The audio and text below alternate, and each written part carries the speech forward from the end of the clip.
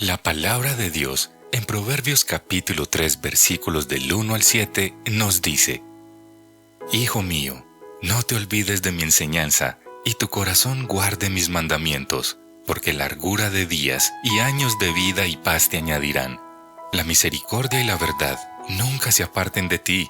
Átalas a tu cuello, escríbelas en la tabla de tu corazón. Así hallarás favor y buena estimación ante los ojos de Dios y de los hombres. Confía en el Señor con todo tu corazón y no te apoyes en tu propio entendimiento. Reconócele en todos tus caminos y Él enderezará tus sendas.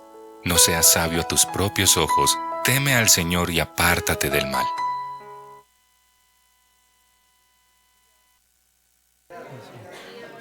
Eso. Buenos días. ¿Qué tal, hermanos? ¿Cómo están? Bienvenidos, hermanos y amigos que nos visitan a nuestra celebración. Qué especial volver a encontrarnos un día más como iglesia. ¿No le parece? De verdad que sí, qué belleza mientras cantamos juntos al Señor y nos recordamos ahí el Evangelio mientras cantamos. La salvación es del Señor. Él es nuestra roca, nuestra fortaleza. Gracias al Señor. Y bueno, hermanos, quisiera compartirles que la verdad estoy muy alegre y muy contento porque hace 10 años, hermanos, una iglesia así como la nuestra estaba viviendo una temporada muy especial que nosotros también justamente en este semestre la estamos viviendo. ¿Qué temporada estamos compartiendo durante este semestre? Los rebaños, ¿cierto? Los rebaños. ¿Y por qué quisiera compartir? ¿Y qué tal? ¿Qué tal la temporada de rebaños? Un tiempo especial donde estamos como hermanos en casas recordándonos el Evangelio, compartiendo la palabra en torno a diferentes temas como ha sido, bueno, el matrimonio, la crianza de los hijos. Bueno, la crianza de los hijos este semestre no la tenemos. Gracias, Martica. Y bueno, hermanos, ¿por qué les comparto esto, hermanos? Porque hace 10 años, hermanos, nuestros hermanos del Redil del Poblado, precisamente en este sector estaban desarrollando 2 rebaños. Tal vez alguien que está aquí lo recuerda, ¿no? Vea, por ejemplo, por ahí Patti, y Alan, Alex. Por ejemplo, uno de esos rebaños se realizaba aquí en la casa de Liliana Escobar, que quedaba aquí como a cuadra y media. Otro, por ejemplo, se realizó, ahorita me lo recordaba, Blanquita y Oscar, en la casa de ellos. Otro en la casa, por ejemplo, de Javier y Gloria. Y bueno, hermanos, pues sucede que cuando el equipo pastoral del Redil del Poblado empezó a observar eso, dijo, ve, ¿será que es que el Señor nos está guiando tal vez a plantar una iglesia allá en Laureles? Y bueno, esta mañana recordábamos ahí, por ejemplo, con Víctor, con Jessica, cómo un grupo de hermanos entonces empezaron a reunirse los domingos en la tarde, ahí en el Hotel Intú. Tal vez algunos de ustedes lo recuerdan, y ahí, por ejemplo, Víctor nos ayudaba a recordar, bueno, no, un grupo de alabanza que estuviera apoyando ahí, y varios hermanos que venían. Y hermanos, finalmente, después de haberse estado reuniendo ese grupo de hermanos durante varios meses, el 29 de noviembre del 2015 se celebró la primera reunión en esta sede. ¿Y por qué les estoy compartiendo esto, hermanos? Porque queremos dar gracias al Señor, pues el 29 de noviembre de este año estaremos cumpliendo 10 años. Gracias al Señor.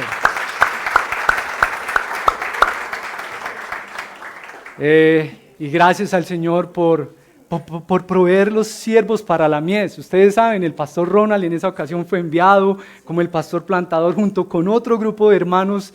Y vean, en ese momento tal vez era un grupo tal vez como de unos 30, 35, 40 por ahí. Y gracias al Señor, pues vea, el Señor ha ido añadiendo a la iglesia, como la misma palabra nos lo recuerda, aquellos que habrán de ser salvos. Celebramos la fidelidad del Señor, lo bueno que ha sido el Señor a lo largo de todo este tiempo y lo que Él seguirá siendo fiel en los años por venir. Y bueno, ustedes se dirán, ¿por qué quiero compartirles un poco de eso? Bueno, porque hermanos, justamente en el marco del cumpleaños de la iglesia, su cumpleaños número 10, hemos querido abordar una pequeña serie que se titula Querida Iglesia, en tus 10 años, recuerda.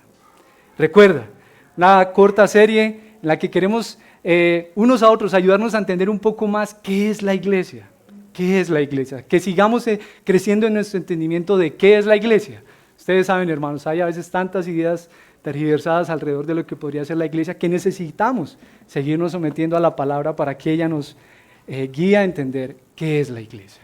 querida iglesia, en tus 10 años recuerda.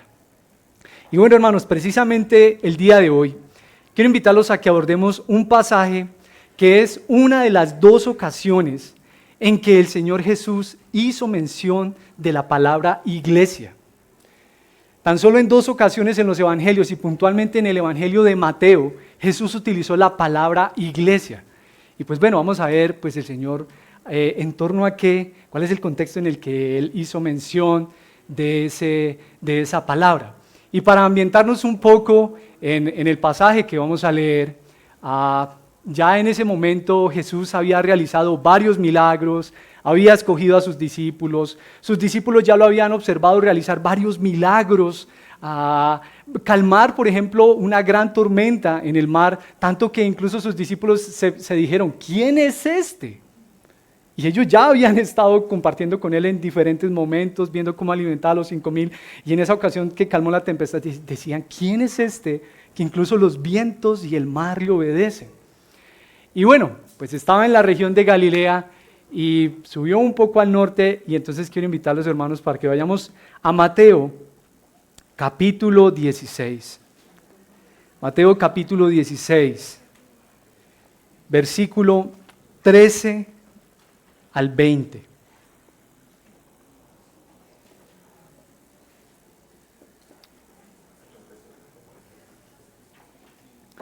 Mateo capítulo 16, versículo 13 al 20. Hermanos, y tomemos un momento para orar. Que el Señor nos bendiga en esta mañana. Precioso Salvador, Señor, que estás edificando tu iglesia, te alabamos y te exaltamos por toda tu grandeza y tu bondad, por tu santidad, por tu inmensa misericordia en permitirle a hombres y mujeres a lo largo de toda la historia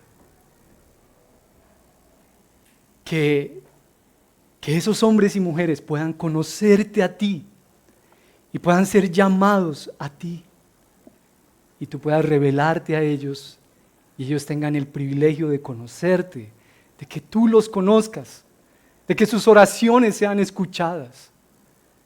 Sinceramente, Señor, qué belleza lo que tú eres. Gracias por tu bondad, por tu fidelidad. Y como iglesia, Señor, celebramos tu fidelidad a lo largo de todos estos 10 años. Gracias, Señor. En estos momentos, Señor, queremos pedirte que nos bendigas, que nos des sabiduría, que hables, Señor, a nuestros corazones y bendigas la iglesia. Por favor, Señor. En el nombre de Jesús hemos orado. Amén y amén. Muy bien, hermanos, vamos al Evangelio según Mateo, capítulo 16, versículos 13 al 20. Dice así la palabra del Señor. Cuando Jesús llegó a la región de Cesarea de Filipo, preguntó a sus discípulos, ¿quién dicen los hombres que es el Hijo del Hombre? Y ellos respondieron, unos, Juan el Bautista, y otros, Elías, pero otros, Jeremías o alguno de los profetas. ¿Y ustedes, quién dicen que soy yo? Les preguntó Jesús. Simón Pedro respondió, tú eres el Cristo, el Hijo del Dios viviente. Entonces Jesús le dijo, bienaventurado eres, Simón, hijo de Jonás, porque esto no te lo reveló carne ni sangre, sino mi Padre que está en los cielos. Yo también te digo que tú eres Pedro, y sobre esta roca edificaré mi iglesia, y las puertas del Hades no prevalecerán contra ella. Yo te daré las llaves del reino de los cielos, y lo que ates en la tierra será atado en los cielos, y lo que desates en la tierra será desatado en los cielos. Entonces ordenó a los discípulos que a nadie dijeran que Él era el Cristo. Amén. Gracias al Señor por su palabra. Y bueno, hermanos, quiero invitarlos para que abordemos esta enseñanza en dos puntos. El primero de ellos es preguntas de identidad. Preguntas de identidad. Seguramente usted lo observó ahí en el texto, ¿no? Jesús está haciendo unas preguntas en esa primera parte del versículo 13 al 16. Y bueno, recordemos que Jesús había estado en la región de Galilea y dice el texto que llegando a ¿qué región? Cesarea de Filipo. Es una región que estaba aproximadamente unos 40 kilómetros al norte de Galilea, ¿sí? Y algunos estudiosos señalan a esta región como una región puntualmente pagana, ¿sí? Durante su historia, por ejemplo, Cesarea de Filipo fue centro de adoración del dios Baal y de Augusto, que fue el primer emperador romano. Es decir, hermanos, podríamos decir algo así como en nuestros días podría ser una región incrédula, tal vez no cristiana. Era el lugar menos indicado para recibir una revelación divina, como la que recibió, por ejemplo, Pedro, ¿sí? Y es en esa región que Jesús levanta dos preguntas a sus discípulos. Dos preguntas. ¿Ya observaste cuál es la primera? ¿Cuál es la primera pregunta que le levanta a sus discípulos? ¿Qué dice? ¿Quién dicen los hombres que es el Hijo del Hombre? Bueno, sus discípulos responden ¿qué? ¿Qué le responden sus discípulos? Pues unos dicen que Juan el Bautista, otros que Elías, y otros que Jeremías o que alguno de los profetas, ¿cierto? Es decir, la respuesta que los hombres en general daban de Jesús no iba más allá de la percepción humana que se podría tener de él. Alguien tal vez importante, ustedes recuerdan Juan el Bautista, ¿cierto? Y eso era un hombre importante. Elías, los milagros que hizo Elías.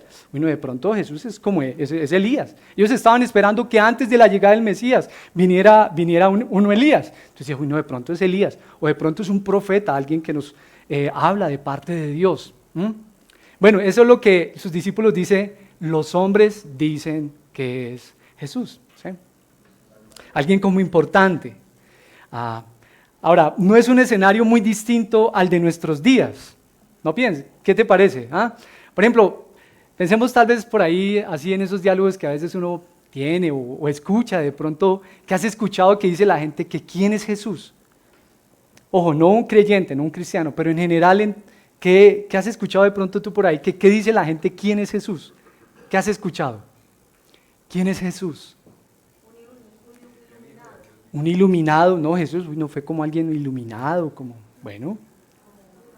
¿Cómo? Algunos, por ejemplo, dicen, uy, no, fue como Buda, como un hombre así, como con un conocimiento especial, vea. Otros dicen, no, fue un hombre ordinario, común y corriente. Bueno, ¿alguien más? Otros dicen, no, él fue un maestro como, uy, ¿cierto? Otros dicen, no, un profeta. Otros de pronto dicen, no, él fue como un hombre muy especial. Vea que partió la historia en dos. Muchos eventos de la historia se citan a partir de su vida, antes de Cristo y después de Cristo. Fue como un hombre muy importante. En fin, se queda en esa percepción humana de lo que es Jesús. Pero a la vez, el Señor Jesús les hace una segunda pregunta a sus discípulos. ¿Qué les pregunta Jesús? Pero ustedes, y ese ustedes es ¿quién? Sus discípulos, está con sus discípulos, pero ustedes ¿quién dicen que soy yo? ¿Y quién sale a responder? Pedro, no, Pedro, ese Pedro que es bien así, Señor. Pedro dice, tú eres el Cristo, el Hijo del Dios viviente. Es en medio, hermanos, de una región pagana, recordémoslo, Jesús estaba en Cesarea de Filipo, esa región pagana. Es en medio de una región pagana e incrédula que una revelación celestial se le da a un hombre. Y esto, hermano, nos recuerda la belleza de la gracia del Señor. Hace un tiempo atrás, el pastor Diego Cardona nos ayudaba a entender la diferencia entre la investigación y la revelación. Tal vez algunos de ustedes lo recuerden. En medio de un ámbito tan academizado como el nuestro, se hace mucho énfasis en la investigación, ¿no? Por ejemplo, a las universidades, no, tenemos que crecer en investigación, hay que investigar más. El profesor pues no le da todo desgranadito al estudiante, le dice, no, vaya a investigar, a ver, el estado del arte y los pros y los contras de esa materia de estudio que usted está investigando. recopile datos, analice y finalmente se llega a unas conclusiones, ¿cierto? Tal vez como cuando algunos han elaborado su tesis sobre X tema, se han dedicado a investigar y llegamos a estas conclusiones. Investigación. Pero bueno, ¿cuál es la diferencia con una revelación? Que es precisamente lo que Jesús le dice a Pedro, ¿no? Bienaventurado eres Simón, ahí en el 17, porque esto no te lo reveló. ¿Cuál es entonces la diferencia con la revelación? Bueno, pues en la investigación, ¿quién es al que le toca hacer? Pues la tareita, ¿cierto? Al investigador, ¿cierto? En la investigación usted hace algo. Pero en la revelación, ¿usted qué hace? Usted tan solo recibe esa revelación, ¿cierto? Y de por sí, hermanos, ¿será que eso es como muy grato de escuchar? Pues no, ¿cierto? Más bien eso nos humilla. No, mira, si tú has conocido al Hijo de Dios, eso es porque se te ha sido revelado. No ha sido por tus esfuerzos humanos. Sí, como que yo me dediqué a investigar y bueno, en esta religión y la otra, y no estoy diciendo que de por sí el hombre no pueda hacer eso, claro, lo puede hacer, pero el que se le conceda el tener el conocimiento del Hijo de Dios, precisamente como lo está describiendo Pedro, como el Cristo, que ustedes saben, hermanos, esa palabra Cristo quiere decir el Mesías, el ungido, es decir, como el Rey, nuestro dueño y también el Hijo del Dios viviente. Algo así tan solo puede ser porque el Padre, como lo dice Jesús, se le ha dado eso a aquellos a quienes Él llama para sí. Una revelación, tan solo la recibimos.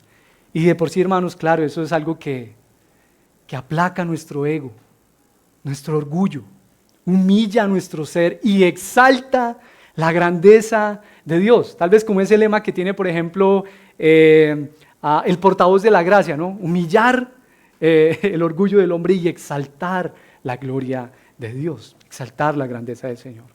Eso nos recuerda, hermanos, la infinita misericordia y bondad de Dios que en su soberanía viene y llama a sí mismo a hombres y mujeres para que puedan recibir de Él su misericordia. ¿Cómo? Dándose a conocer, llamándolos a la fe, dándoles fe, permitiendo que le conozcan. Pero bueno, hermanos, ¿cómo es posible que a un hombre, pues cierto, común y corriente, como cualquiera de nosotros, se le dé una revelación así, pueda conocer a Cristo y pueda hacer una afirmación de tal envergadura? Bueno, ahí vamos al segundo punto, que es una declaración de identidad. Declaración de identidad. ¿Qué le dice el Señor Jesús a Pedro después de que Pedro ha dicho lo que ha dicho? Ahí en el versículo 17, ¿qué le dice? Bienaventurado eres, Simón. Bienaventurado eres, Simón, hijo de Jonás, porque esto no te lo reveló carne ni sangre, sino mi Padre que está en los cielos.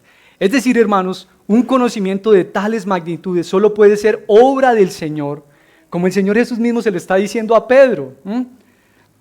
Eso no te lo reveló carne ni sangre, es decir, eso no te vino a ti por tus esfuerzos humanos, como porque otra persona vino y te dio una investigación y mira.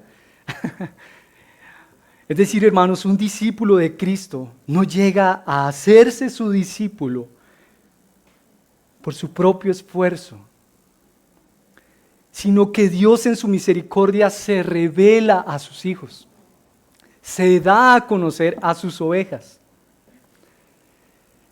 y les da fe para que puedan creer, depositar su confianza en el Hijo de Dios como el Cristo, otra vez como su Señor, como el Rey de sus vidas, a quien ahora esos discípulos desean someterse y amar y seguir y escuchar la voz de su Señor.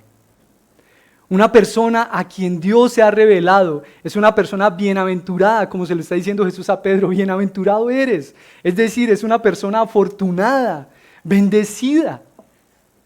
¿Cómo es posible, hermanos, que en medio de tantos millones de habitantes del mundo y de personas a lo largo de toda la historia, a unos se les conceda la dicha, el privilegio, hermanos, de ser llamados hijos de Dios.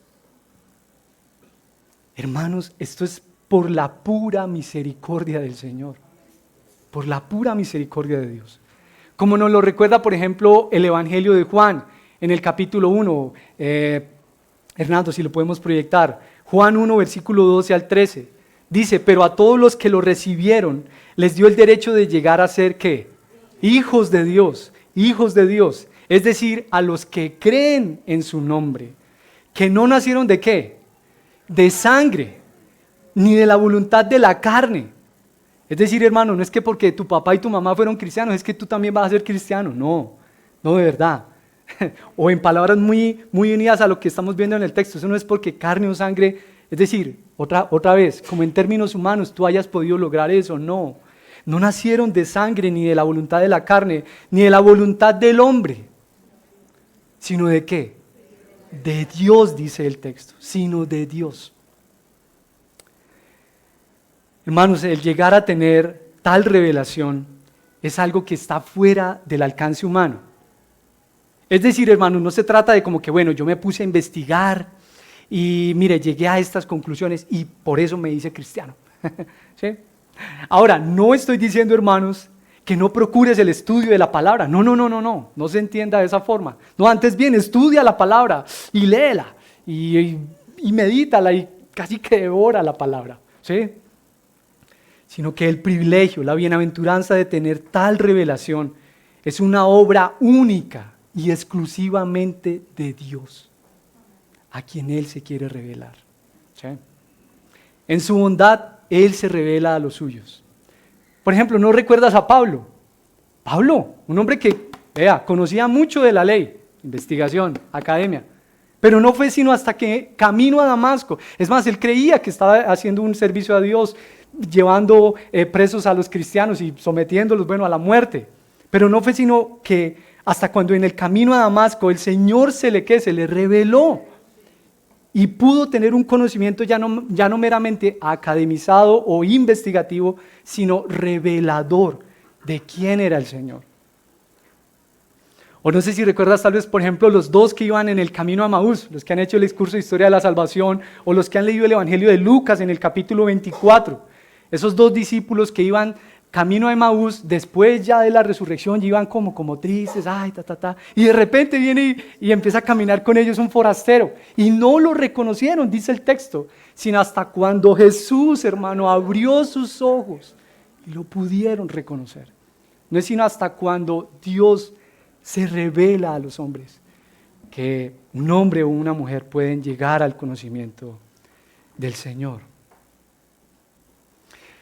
Quisiera invitarte a meditar en esto, hermano. Piensa por un momento, ¿por qué razón tú eres un creyente? Y tal vez no ha sucedido así con aquel miembro de tu familia que de pronto es muy inteligente. ¿Por qué tú has llegado a ser creyente, pero no ha sucedido así tal vez con ese compañero de tu universidad, de tu colegio, que tal vez tú lo admirabas porque era el que sacaba el primer puesto, al que exoneraban de exámenes? ¿Por qué razón? Y así mismo podríamos pensar con tus vecinos o amistades o familiares. ¿Por qué? Bueno, hermano, yo quisiera recordarte en esta medida del Evangelio. Eres un creyente. Has rendido tu vida al Señor. Junto con tus hermanos puedes confesar a Jesús como el Hijo de Dios, como el Señor de tu vida. Porque el Señor en su misericordia se ha revelado a ti. Te ha dado ese privilegio, esa bendición de que lo conocieras y de que pudieras ser llamado a la fe y poner tu confianza en el Señor. Hermanos, que eso sea un motivo para alabar al Señor, glorificar a nuestro Señor. Esa es una obra del Señor. Eso no te lo ha revelado carne ni sangre. Eso no ha sido porque fue que mi mamá, mi papá eran creyentes y pues obvio yo. O no, yo me dediqué a investigar y más bien Él se ha revelado a ti. Pero bueno, ustedes dirán, bueno, pero ¿qué tiene que ver eso con la iglesia? Con la iglesia. que tiene que ver esa declaración que acaba de hacer Pedro con la iglesia. Bueno, el Señor Jesús ahora también tiene algo que decir de sus discípulos. Sus discípulos han dicho algo de Jesús, Él ahora tiene que decir algo de sus discípulos. Vamos ahí al versículo 18. Entonces le dijo Jesús: bienaventurado eres, Simón, hijo de Jonás, porque esto no te lo reveló carne ni sangre, sino mi Padre que está en los cielos. Yo también te digo, que tú eres Pedro, y sobre esta roca edificaré mi iglesia, y las puertas del Hades no prevalecerán contra ella. Hermanos, el Señor está edificando su iglesia con piedras vivas, con piedras vivas. No debe caber duda, hermano, como nos lo recuerda la palabra, que la piedra principal o angular es ¿quién? Cristo. Cristo, hermanos. Él es el fundamento de la iglesia, la piedra principal. Como nos lo ayuda a recordar estos pasajes, por ejemplo, Efesios 2, del 20 al 22. Dice, están edificados, ¿quiénes? ¿A quién le está hablando ahí Pablo? A la iglesia en Éfeso, ¿cierto? Están ustedes edificados sobre el fundamento de los apóstoles y profetas, es decir, la enseñanza apostólica. Podríamos decir, para nuestro entendimiento, mejor entendimiento, la palabra. Están edificados sobre el fundamento de los apóstoles y profetas, siendo Cristo Jesús mismo la piedra angular, en que en todo el edificio, bien ajustado, va creciendo para ser un templo santo en el Señor. En Cristo también ustedes son juntamente edificados para morada de Dios en el Espíritu. O por ejemplo, la primera carta a los Corintios, en el capítulo 3, versículo 11, dice, pues nadie puede poner otro fundamento que el que ya está puesto. ¿Quién? ¿El cual es quién? Jesucristo. Jesucristo. Oiga pues, levante un edificio y vuelva y póngale otro fundamento.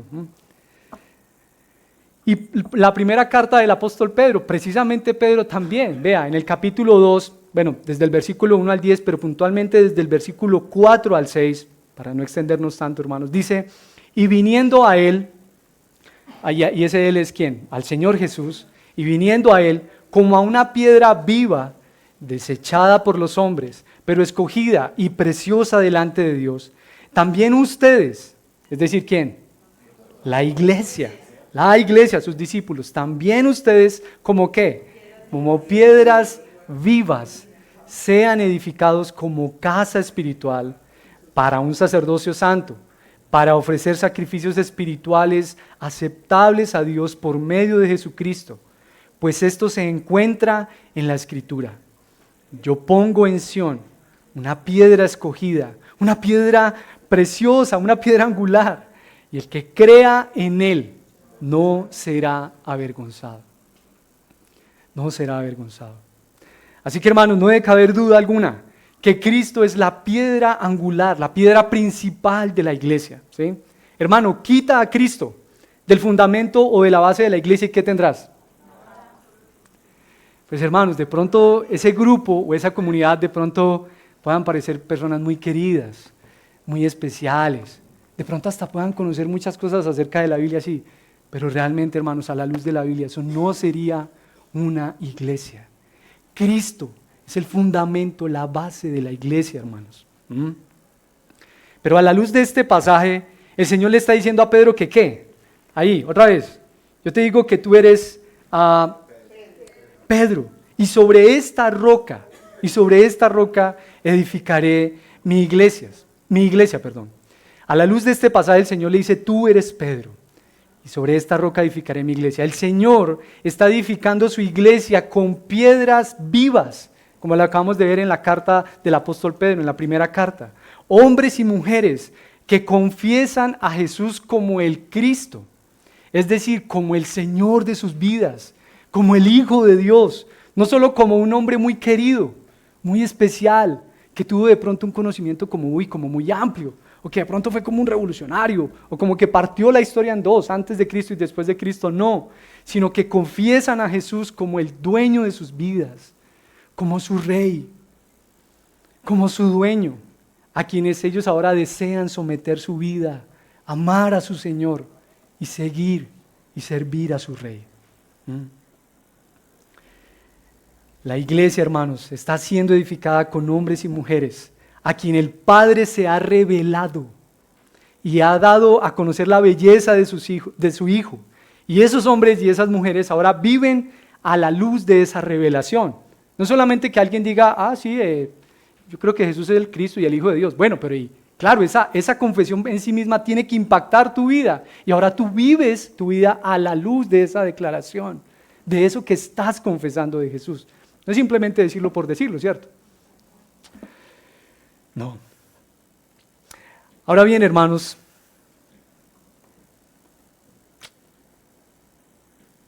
el Señor hace también mención en este pasaje de otro elemento que está ahí posteriormente a donde dice que Él sobre esa roca edificará mi iglesia. Y es que, ¿qué? En el versículo 18, ¿qué dice?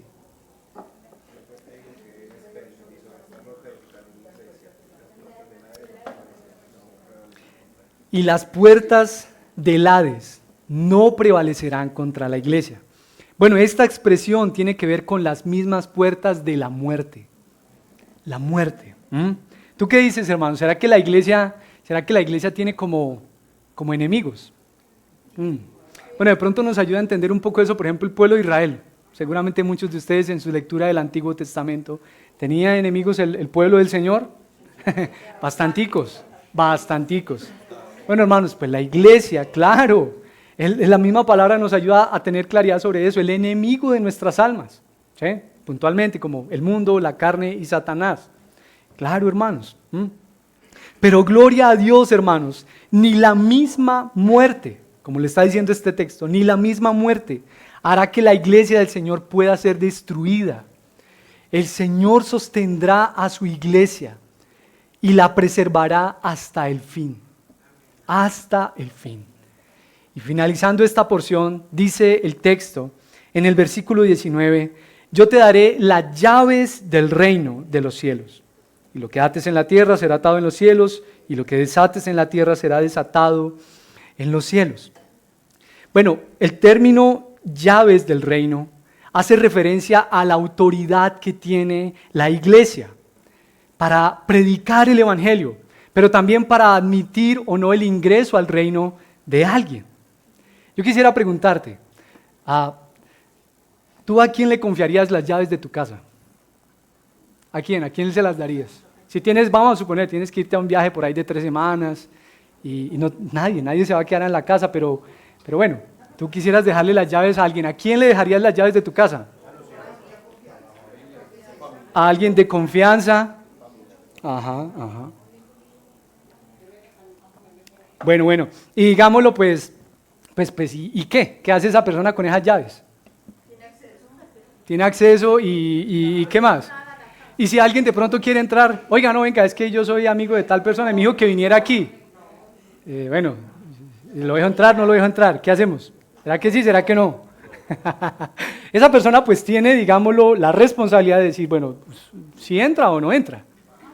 Y pues tú no le confiarías las llaves de tu casa pues, a cualquier desconocido, ¿no? Sino a alguien de confianza, a alguien en que tengas mucha confianza. Bueno, pues esa ilustración, digámoslo, en alguna medida nos ayuda a entender a qué hace ese término las llaves del reino. Hacen referencia a la autoridad que tiene la iglesia en la predicación del evangelio, pero también en la responsabilidad que tiene de admitir o no el ingreso al reino de los cielos. Pues cierto, vamos a entender un poco mejor eso, cómo es que la iglesia hace ejercicio de esa autoridad. Y ahí pues nos ayuda un poquito esos términos que están después, que dice que ¿qué? Después de las llaves, que y lo que ates en la tierra será atado en los cielos, y lo que desates en la tierra será desatado en los cielos. Hermanos, yo sé que este ha sido uno de los textos que de pronto pues han causado un poco como de polémica y han sido malentendidos, sí, ¿por qué no? Hay que decirlo. Y de pronto se ha hecho mal uso de este texto al decir que de pronto se ata a Satanás y se desatan tales cosas, etcétera, etcétera. Pero bueno, estos términos, atar y desatar, eran términos utilizados normalmente para la autoridad legislativa de los rabinos en la interpretación de las escrituras. Y básicamente quieren decir prohibir o permitir algo. Todo lo que prohíbas será prohibido, todo lo que permitas será permitido. Y pues en consecuencia podían aplicarse a situaciones jurídicas también. Así como cuando se le otorgan las llaves, pues otra vez a alguien, ¿no? Con la intención de que permita o no el ingreso a un lugar. Una confianza, ¿sí? Pero a la vez también la responsabilidad y autoridad que esa persona tiene de abrir o de cerrar la puerta a alguien que desee entrar pues, a determinado lugar. Bueno, pues esa ilustración no está muy lejos de lo que este texto nos quiere decir, hermanos. Es la iglesia a quien se le ha otorgado la autoridad con base en la palabra de Dios, hermanos. Claro, eso no es con base en lo que yo sentí y como que yo percibí, no, con base en la palabra del Señor, ¿sí?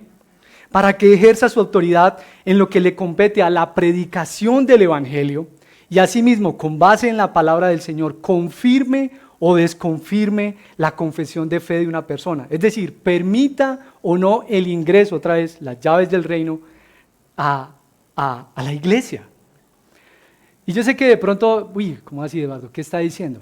Vamos a pensar en esto, hermanos. Vamos a pensar en eso. ¿Cómo así que la iglesia es la que tiene la autoridad de confirmar o desconfirmar la fe de una persona? Vamos a suponer que el dueño allí de un supermercado, ¿cierto? Para no ponerles nombre propio. El gerente de ese supermercado dice, ay, yo soy cristiano, yo soy creyente. Ah, bueno, ok, listo. De pronto un estudiante aquí de la universidad que tenemos al respaldo también dice, ay, yo también soy creyente, yo también soy cristiano. Ah, bueno, ok. De pronto el dueño de una tienda aquí en el barrio dice, ay, yo también soy cristiano. Y así sucesivamente diversas personas podrían hacer esa confesión, ay, sí, yo soy creyente, yo soy creyente. Incluso hasta de pronto, y yo sé que ustedes entienden esta expresión, hermanos, el duro del barrio podría decir, ay, yo también soy creyente. Y hasta le envío a mi mamá y lo de la ofrenda que lleve. Vea.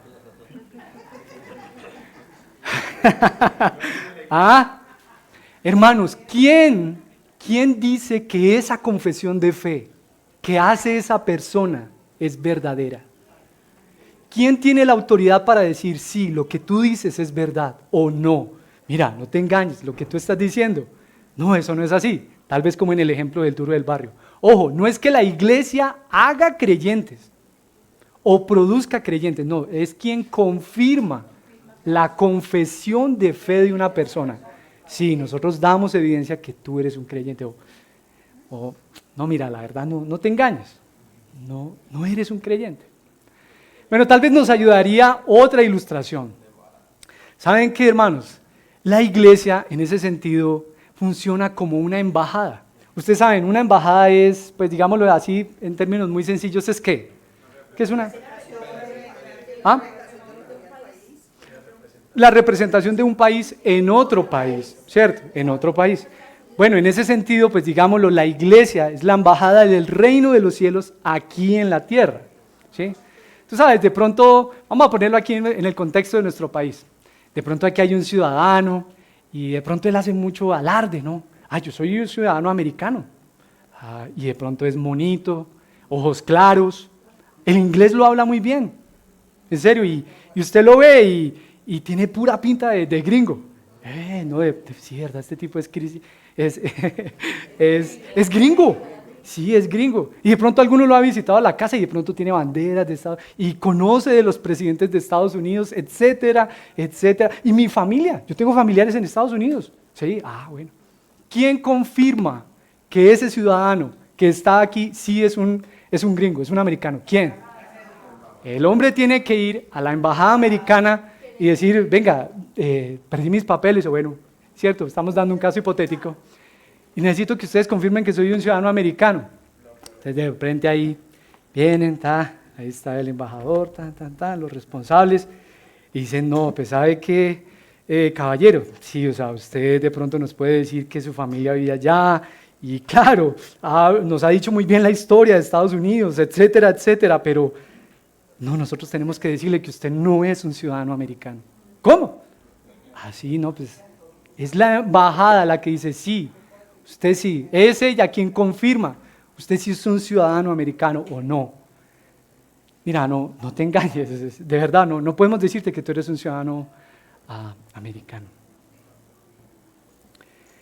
Hermanos, es la iglesia a quien se le ha dado la autoridad para que con base en la palabra del Señor, ojo, es con base en la palabra del Señor, no es con base en lo que, yo como que sentí esto, no, o percibí tal cosa.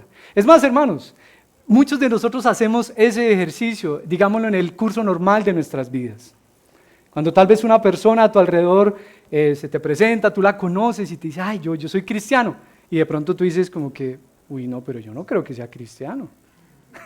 ¿Sí o no? ¿Te ha pasado? ¿Con base en qué tú haces esa declaración? O con base también en que tú dices, sí, yo creo que es un cristiano. De manera, digámoslo, informal, vea que también en el ejercicio de nuestra vida hacemos eso. Claro, pero recuerda, esa autoridad final la tiene la iglesia. Ningún individuo, nadie, ningún pastor tiene esa autoridad, solamente una persona no, esa autoridad final la tiene la iglesia. La iglesia. La iglesia. ¿Cómo sabe el mundo, hermanos, quién representa a Jesús? Recuerda otra vez el ejemplo del señor de allí del supermercado y el estudiante de la universidad y el dueño y este y el otro. ¿Cómo sabe el mundo? Sí, esta persona es un creyente. ¿Quién te da evidencia de eso? Esa autoridad se la ha dado el Señor a la iglesia. A la iglesia, hermanos. A la iglesia.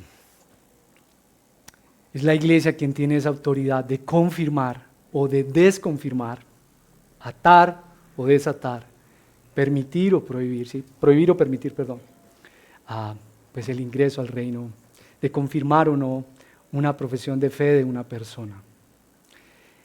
En términos prácticos, para dar otro ejemplo, hermanos, por si de pronto ahí nos siguen quedando inquietudes y ánimo a leer ese texto. Por ejemplo, en términos prácticos, ¿cómo podemos ver el ejercicio de confirmar o desconfirmar la confesión de fe de una persona? Bueno, precisamente el mismo Evangelio de Mateo, 2 capítulos después, capítulo 18, en los versículos 15 hasta el 20, no vamos a detenernos a leerlo todo, pues nos da un ejemplo práctico de cómo funciona esa cuestión. Es más, en este mismo texto también aparecen las expresiones. Ahí en el versículo 18, te digo que todo lo que ustedes aten en la tierra será atado en el cielo y todo lo que desaten en la tierra será desatado en el cielo. Nos da de alguna manera, digámoslo, práctica, cómo es que funciona eso de confirmar y desconfirmar a alguien.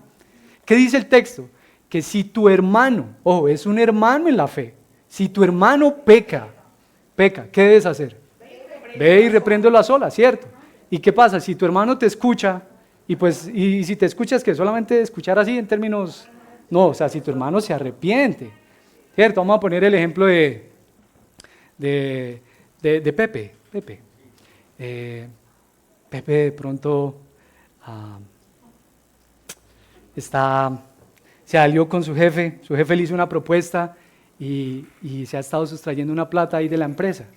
Y entonces de repente Pepe viene y le cuenta eso a un hermano de la fe. Ay, ¿cómo así, Pepe? ¿En serio? Es un hermano. Como dice el texto, sí, tu hermano peca. Entonces, pues este hermano le dice, no, Pepe, mira, arrepiéntete. Y pues si Pepe se arrepiente, ¿qué pasa según lo que dice el texto? ¿Has ganado a tu hermano? Podemos seguir confirmando, este hombre o esta mujer es un creyente. Pero si no. Es más, yo antes he visto eso como una bendición del Señor. Vea, me estaba faltando una platica y me está entrando ahí para pagar la cuota del apartamento que me colgué. Ay, no, Pepe, ¿cómo así? No, Pepe, mira, no te engañes, Pepe, ¿cómo que estás robando a tu empresa y no te arrepientes? Entonces, ¿qué hay que hacer? Mira, llama a 2 o 3 testigos. Y si los escucha, ha ganado a su hermano, dice si se arrepiente. Pero y si no, ¿qué dice el texto? ¿A quién hay que decírselo? A la iglesia. Es decir, este hermanito y el otro animan a Pepe a que se arrepienta de su pecado. Y si se arrepiente, ¿qué? Hemos ganado a nuestro hermano. Podemos seguir confirmando, Pepe es un creyente. Pero si ni siquiera a la iglesia escucha, es decir, si ni siquiera con el llamado que algunos hermanos le hacen, ¿qué dice el texto? ¿Qué dice el texto, hermanos? Trátalo. Dice, si también se rehúsa a escuchar a la iglesia, sea para ti como el gentil o el recaudador de impuestos, que en palabras nuestras, hermanos, podríamos decir es, mira, trata a esa persona como un no creyente, como un no cristiano. Puede que Pepe de pronto sepa muchos textos de la Biblia. Puede que los familiares de Pepe asistan a la iglesia, hermanos.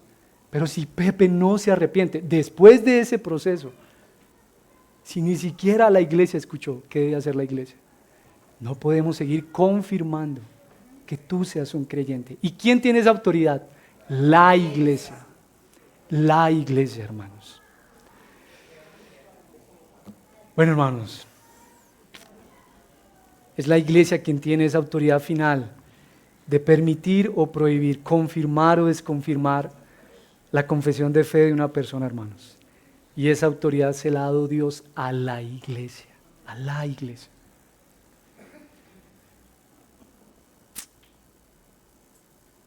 ¿Qué tal, hermanos, lo que hemos visto a la luz de este pasaje? Un poquito de qué es la iglesia. Jesús está edificando su iglesia con piedras vivas, con discípulos que confiesan que Él es el Cristo, el Señor de sus vidas, el Rey de sus vidas, hombres y mujeres que someten su vida a su Señor. Y Él está ahí, mire, con piedras vivas, edificando su iglesia, edificando su iglesia. Yo quisiera invitarte, hermanos, a que finalicemos meditando en este texto, reflexionando en este texto a la luz de un acróstico, que ya en algunas ocasiones lo hemos hecho, el acróstico CASA, ¿sí? Cada letra de esa palabra nos ayuda a pensar en algo. La primera letra, C, confesión, confesión. Hermano, yo quisiera animarte a pensar para ti mismo, sí. Y si incluso tú, como esposo, esposa, hijo, padre, también ves esto en tu hijo, que es un creyente, en tu esposo, esposa, anímale también a pensar esto. ¿Qué perspectiva del mundo acerca de Jesús y que no está de acuerdo a la Escritura tú has estado abrazando? Y me dirijo puntualmente a mis hermanos en la fe.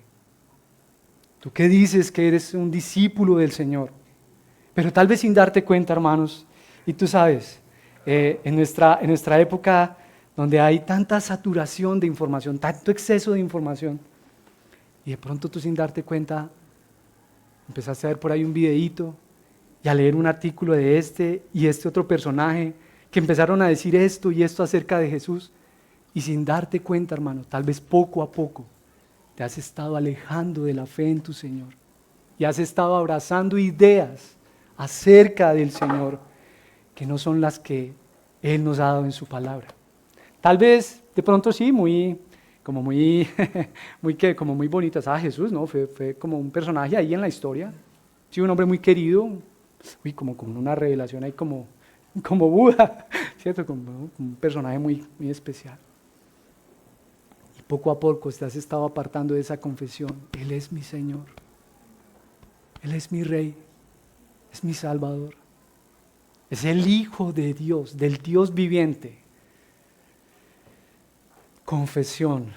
Y querido hermano, me dirijo a ti puntualmente, si eres un hermano en la fe, hermano, yo te quiero animar, arrepiéntete de eso, hermano.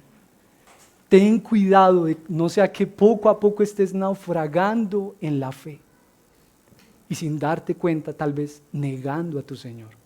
Arrepiéntete, hermano. Vuelve a tu Señor. Vuelve a tu Señor y a recordarte a ti mismo el Evangelio. Él es mi Señor. Él es el Hijo del Dios viviente. Él es mi Rey. Él es mi dueño. Pero vamos con la segunda letra también de este acróstico, la letra A. Alabanza. Hermanos, alabemos al Señor. Él está edificando su iglesia. Hermanos, ¿y será que el Señor como un constructor, pongámosle en esos términos ilustrativos, será que el Señor como un constructor se va a ahorrar en gastos para construir su iglesia? Con materiales ahí como para que eso salga rapidito.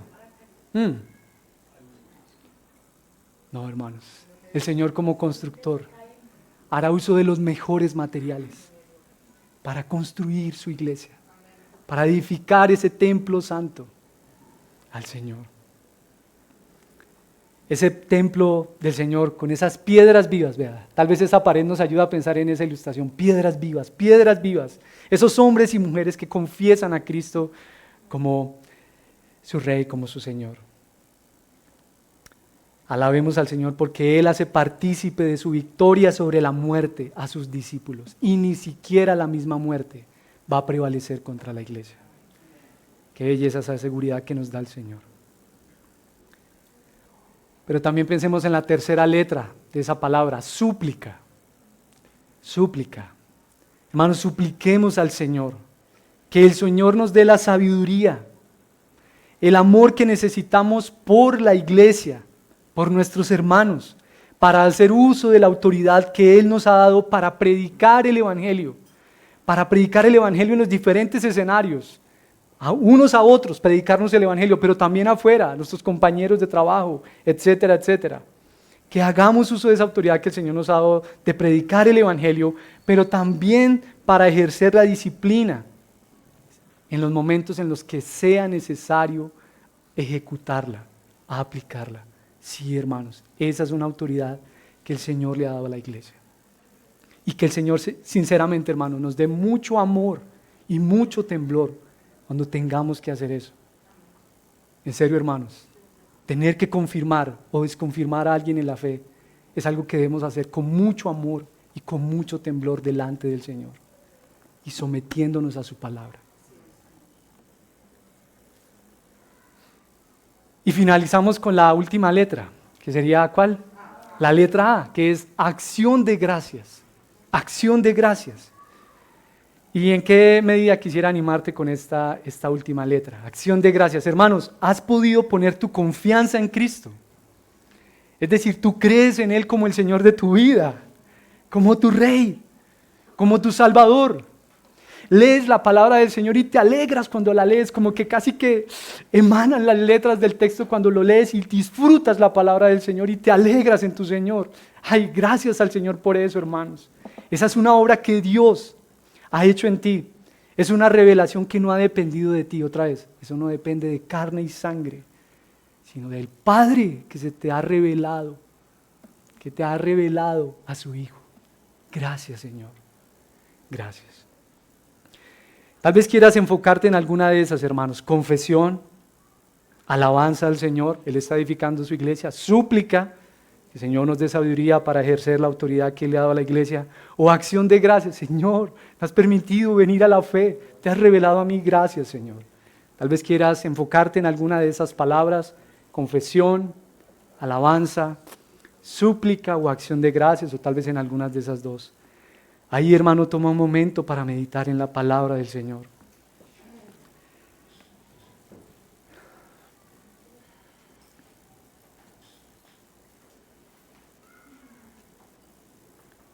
Ahí,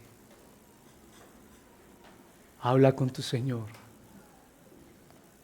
Medita en la palabra del Señor.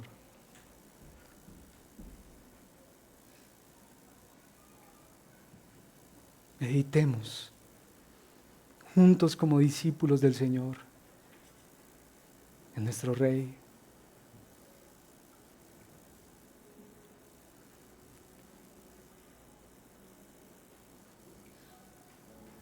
En aquel que nos hace partícipes de su victoria.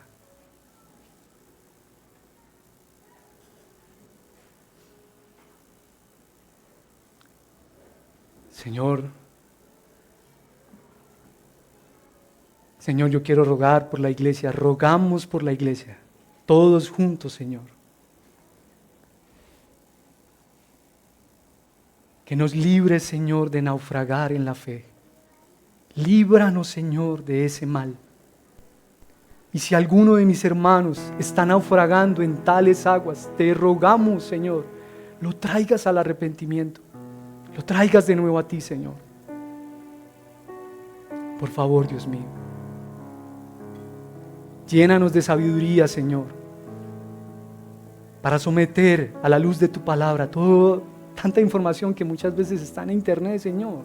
Que seamos sabios para manejar, Señor, eso. Guárdanos y líbranos del maligno. Señor, pero también queremos alabarte, porque tú estás edificando tu iglesia.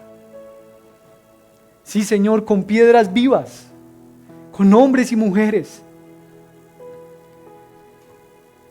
que confiesan, así como Pedro, que tú eres el Señor, el Cristo, el Mesías, el Salvador, el Rey de sus vidas. Y que no lo dicen simplemente como una frase más, sino que viven a la luz de esa declaración. Ay, Señor, que alabado sea tu nombre.